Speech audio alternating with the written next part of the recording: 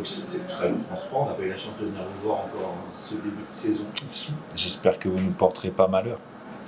J'espère aussi. Mais là, vous avez une grosse pression. Les dernières fois, ça n'a pas été le cas. Donc ça va alors. Voilà. Et justement, ça se passe plutôt bien, du coup, on sort de bonnes saisons et un début de saison canon. Comment vous l'analysez, ce début de saison où tous les signaux sont au vert, à part pour ce qui est de l'infirmerie? Je pense que dans votre question, il y a une partie de la réponse, c'est-à-dire qu'on surfe aussi un peu sur la fin de saison dernière, dans le sens où il y a peu de départs. Il y a une équipe quand même assez stable, notamment sur l'équipe qui a démarré les 2 premiers matchs. Il y a quand même beaucoup de joueurs qui étaient présents l'année dernière. Les nouveaux joueurs sont des joueurs qui sont pour la plupart entrés en jeu. Alors forcément, dans une saison, il faut les intégrer petit à petit. Et comme je dis souvent, entre l'équipe de la première journée et de la dernière journée, il y a souvent quand même pas mal de changements. Mais je pense qu'on bénéficie évidemment du travail qui a pu être fait sur la saison dernière.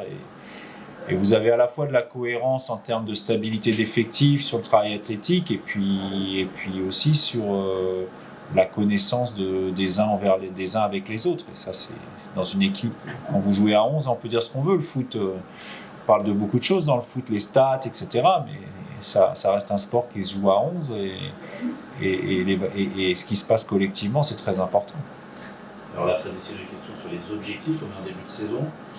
On a eu les matchs les uns après les autres avec l'interlocuteur précédent. Ils sont à bonne école parce que c'est ce que je leur dis tout le temps. Et en plus, c'est bien que les joueurs disent ça parce que c'est effectivement... Vous pouvez avoir les ambitions que vous voulez, vous pouvez avoir affiché ce que vous voulez en début de saison. En fait, c'est des effets d'annonce. C'est des effets d'annonce puisque de toute manière, quoi qu'il arrive, vous serez obligé de réévaluer match après match ce qui se passe. Donc autant partir avec l'idée de se dire que... Voilà, on a gagné nos 2 premiers matchs, on ne pouvait pas espérer mieux, c'était 2 matchs, 6 points, on a les 6 points. On va tout faire pour gagner celui de Reims, et puis après Reims, on fera pareil avec Metz. Ça paraît... c'est parfois sûrement ennuyeux à entendre, mais en fait, c'est la réalité. Et aujourd'hui, je laisse à d'autres le fait des effets d'annonce, parce que nous, c'est très clair, on veut installer... le FC Annecy durablement dans le milieu professionnel. On est en train d'y arriver petit à petit parce que c'est la 5e saison. Et puis, gagner le match suivant. Vous avez frôlé les playoffs à 2 reprises là. Ne pas jouer les playoffs, ça serait une déception? Alors, je vais vous dire ce que je vous ai dit la dernière fois. Si je ne joue pas les playoffs en fin de saison et qu'on enchaîne une 6e saison en Ligue 2, je serai très heureux.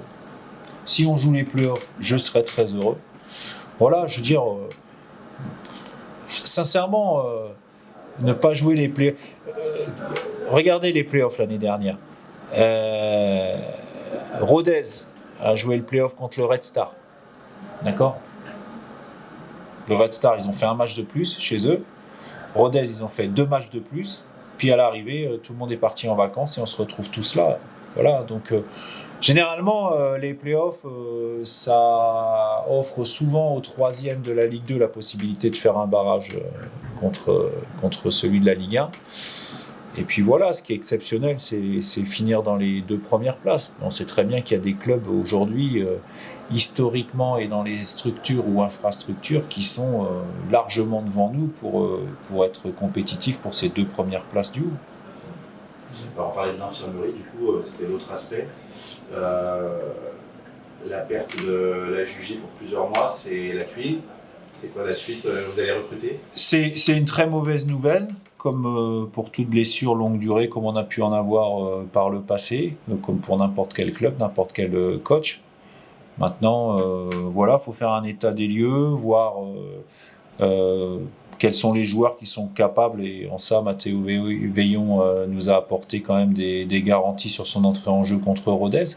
Après, on ne s'interdit rien sur la fin du mercato, puisqu'on va bientôt savoir, on arrive sur la fin du mercato, on va voir ce qui se présente, et puis s'il y a des opportunités à saisir ou pas, en fonction de nos moyens.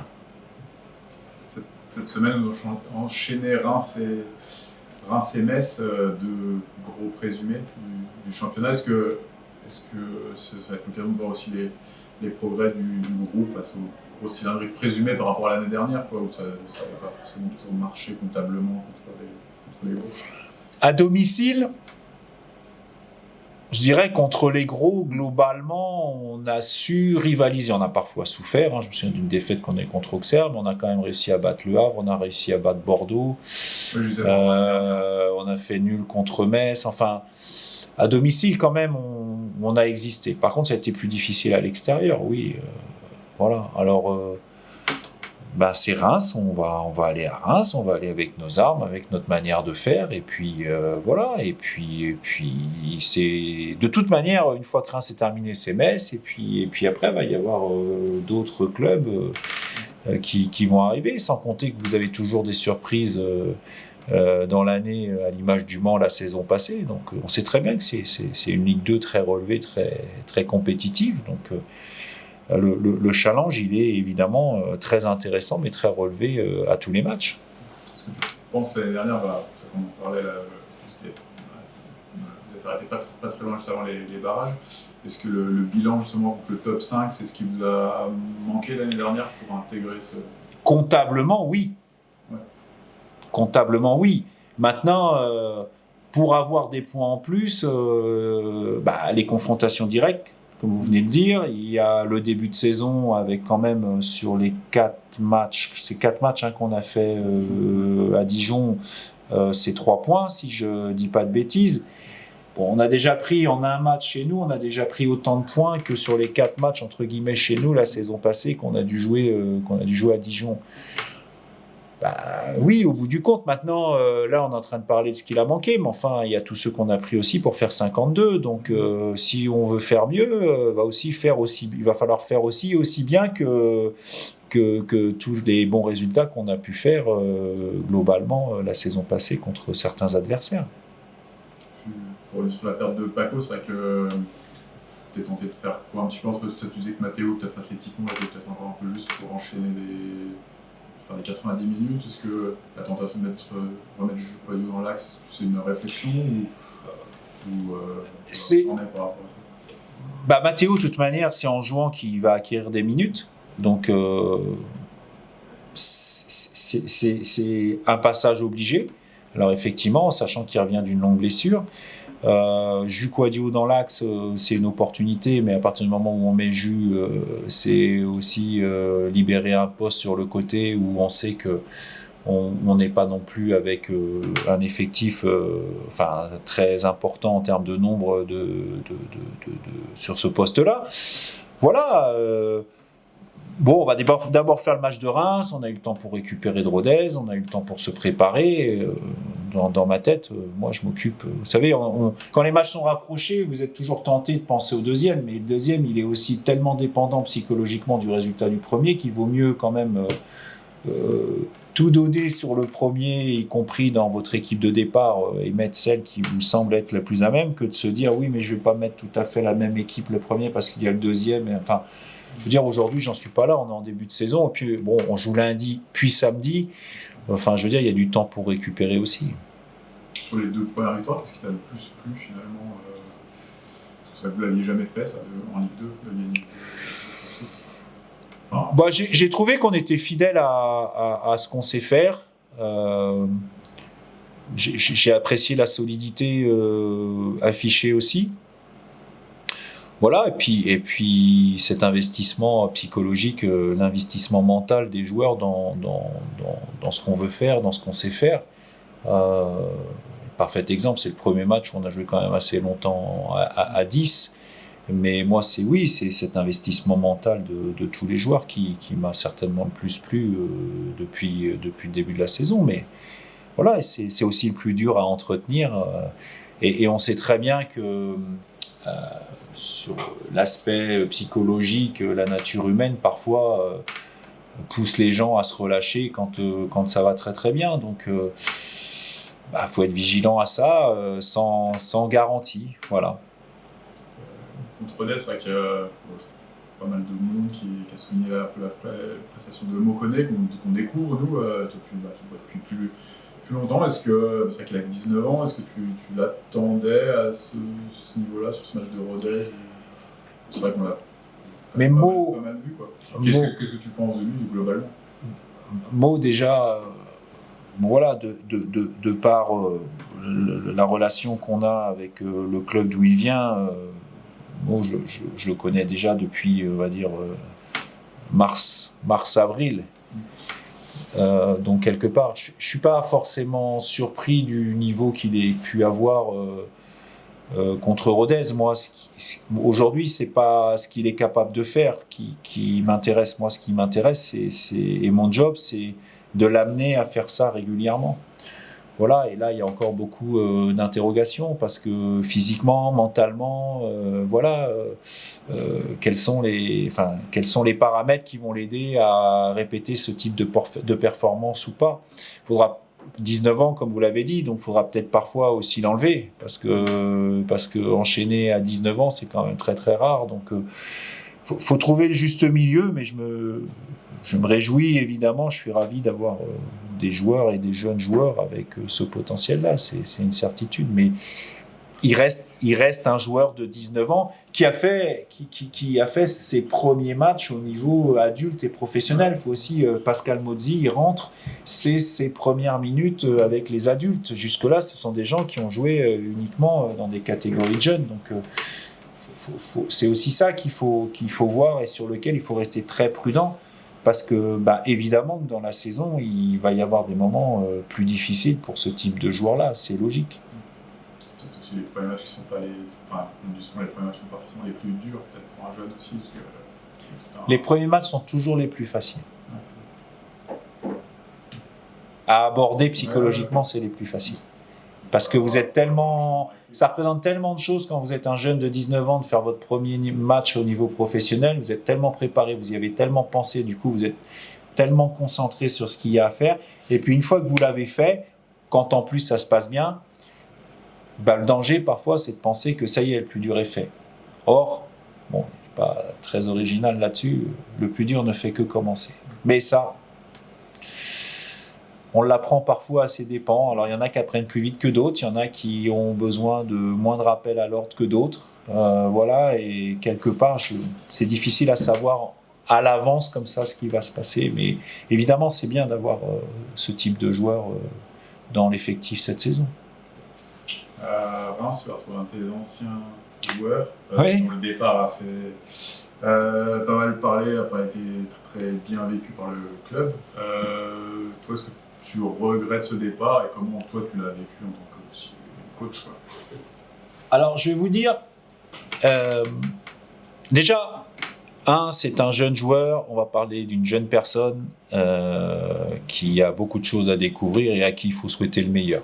Voilà, ça c'est quand même important parce que faut pas oublier que voilà, c'est un milieu difficile et quand on est jeune comme ça, à un moment donné, qu'il y a beaucoup de choses qui arrivent, c'est pas facile de faire des choix. Mais je vais vous raconter exactement ce qui s'est passé, je vais dire directement ensemble. La dernière fois que j'ai parlé à Quentin Paris, puisque je suppose que c'est de Quentin Paris que vous parlez, la dernière fois que j'ai parlé à Quentin Paris, c'était dans l'entretien de fin de saison, où je me félicitais et je le félicitais et je me réjouissais du protocole d'accord qu'il avait signé avec le club, pour 3 ans, je crois, pardon si je me trompe, parce que j'estimais que c'était quelqu'un qui avait besoin de temps, qui devait continuer à travailler et que l'environnement du FC Annecy, depuis, pour les 3 prochaines années, était l'environnement idéal pour lui, pour continuer à progresser et puis montrer des choses intéressantes comme il avait pu montrer jusque-là. Voilà, donc je l'ai félicité, je lui ai dit que je me réjouissais.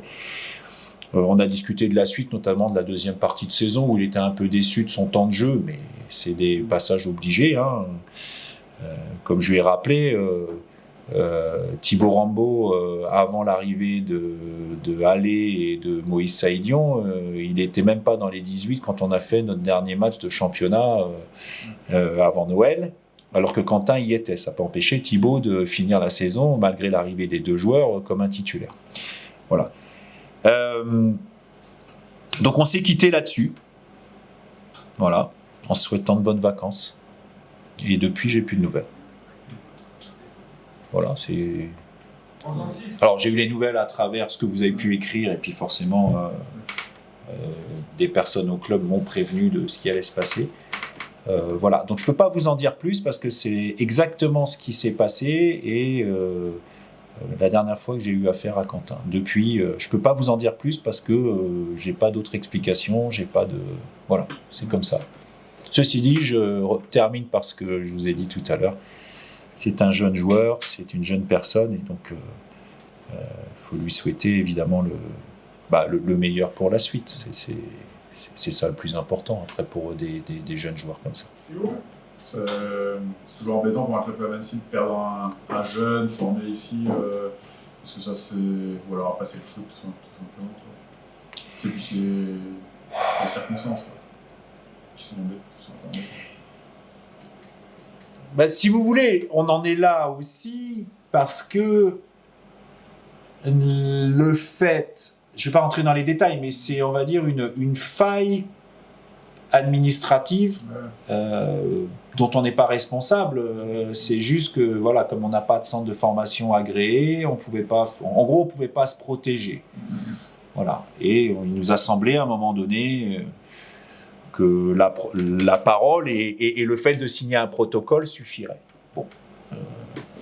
Il en a été autrement. De ce côté-là, permettez-moi de garder pour moi ce que j'en pense. Voilà, maintenant, oui, effectivement, en général, un club, je dirais, et ça montre aussi tous les progrès qu'on a à faire, et encore, avant de parler de plein d'autres choses en termes d'ambition, pour en revenir à la première question, moi, des fois, on me parle d'ambition, des fois, j'ai vu l'autre jour, alors c'est très bien, hein, je comprends l'idée, la Ligue 1, mais enfin... avant de parler de tout ça, il faut avoir un centre de formation, pouvoir protéger ses meilleurs joueurs. Je pense qu'il y a beaucoup d'étapes avant de se prendre pour un club d'un niveau supérieur. Donc, ça n'empêche pas de vouloir gagner des matchs, mais effectivement, on aurait été, je dirais, un club normal du niveau professionnel installé depuis une dizaine, une quinzaine, une vingtaine d'années. Ce problème-là n'aurait pas existé, ou alors, pour que Reims puisse prendre le joueur, il aurait fallu nous payer des indemnités, sinon, c'était pas possible. C'est comme ça. Après... Là, on parle parce que c'est le match de Reims, mais voilà, il y a des garçons comme Thibaut Delphis qui sont passés par là, qui sont toujours avec nous. Il y a d'autres garçons. Là, il y a Gabin qui nous a rejoints et qui peut être un peu dans la même situation, mais qui a choisi de rester avec nous.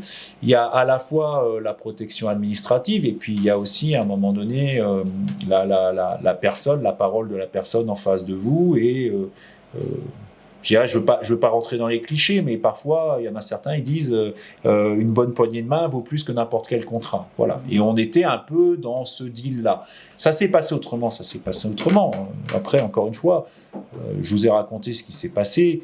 Moi, à un moment donné, il y a un dicton que j'ai vraiment apprécié quand je passais mes diplômes. Je dis, vous ne convaincrez personne en lui démontrant qu'il a tort. Voilà. Alors, au début, ça m'a fait faire des bons, ça, quand j'ai entendu ça, mais vous ne convaincrez personne en lui démontrant qu'il a tort. La personne en face de nous, l'interlocuteur, a décidé de faire autrement. Voilà, c'est son choix, ça se respecte. Enfin, je veux dire, il n'a rien fait d'illégal, quelque part. Voilà. Après, sur le reste, notamment sur le plan de la morale, c'est autre chose. Mais la morale dans le football... Est-ce que ça traduit aussi cette situation à la forme d'impatience qu'on voit des fois dans le foot sur les joueurs ou leurs entourages aussi, parce que peut-être aussi c'est un peu le cas. L'avenir nous le dira. Voilà. Le fait d'avoir moins joué sur la deuxième partie de saison, et puis on se dit, allez, je vais voir ailleurs. Mais Quentin, si je ne me trompe pas, on ne va pas faire la conférence de presse sur Quentin, mais Quentin, si je ne me trompe pas, c'est 20 ans, il a 20 ans, Quentin un peu plus, un peu moins, enfin... des joueurs de 20 ans qui jouent régulièrement titulaires en Ligue 2, il y a qui ? Alors, et on est dans un monde, je dis pas qu'il y en a pas, mais il y en a pas non plus. Donc je dis pas, et on est dans un monde où, de par les contraintes budgétaires, on fait jouer de plus en plus tôt et de plus en plus souvent des plus jeunes. Maintenant, voilà, encore une fois, l'avenir va nous dire. Et puis si ça se passe bien pour lui, ce qu'il faut lui souhaiter, tant mieux pour lui. Enfin, moi, je veux dire que ça se passe bien ou pas bien aujourd'hui, de la manière dont ça s'est terminé, moi, je vais bien dormir. Voilà. C'est un choix, il faut respecter son choix et il faut laisser les gens penser ce qu'ils veulent de la manière dont ça s'est passé et du choix qu'il a fait. Pour parler d'autre chose, ce serait la 100e victoire s'il gagnait là. Ah oui, mais il faut la gagner. 100e en Ligue 2. Ouais. Non, mais est-ce que ça c'est un moteur un peu ou... Il y a toujours des moteurs, comme je disais l'autre jour, on va toujours chercher quelque chose, on cherche toujours, évidemment qu'on en parlera.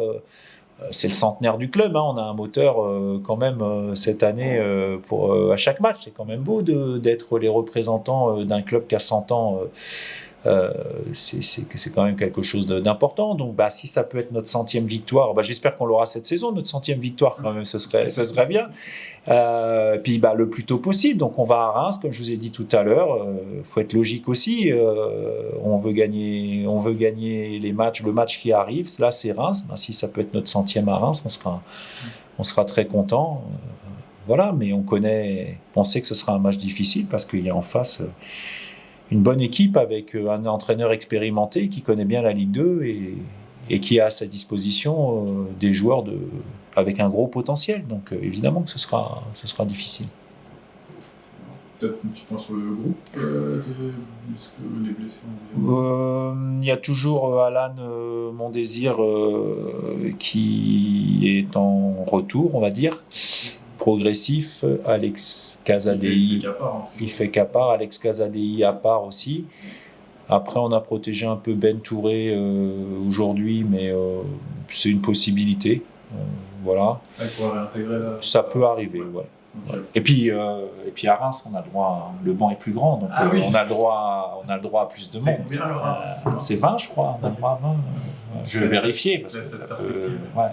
Alors avec le banc additionnel, peut-être 22, 24, je sais pas, on va poser la question, je sais pas. Non, c'est 20, je crois. Esteban, maintenant, il est aussi dans... Esteban avec le groupe, je pense que c'est encore un peu tôt.